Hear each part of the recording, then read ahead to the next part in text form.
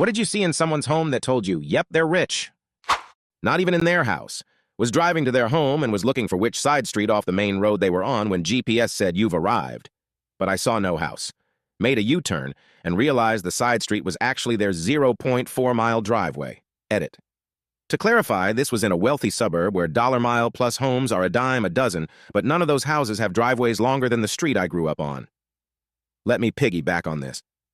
Around here, some neighborhoods are called subdivisions. Literally, someone sells a big ranch and divides it up into smaller pieces. So, I used to drive around fixing computers and stuff for a small-town ISP.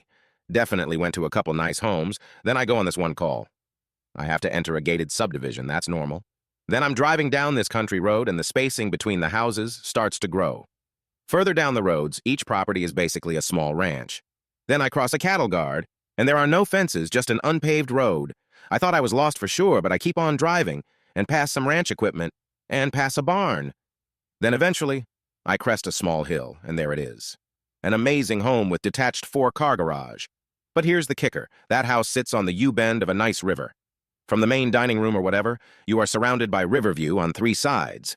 So after I help her with some desktop publishing for her library group using a horrible program, I had to ask this woman, how does one become so successful they can have this? My husband was a lawyer for the oil and gas industry.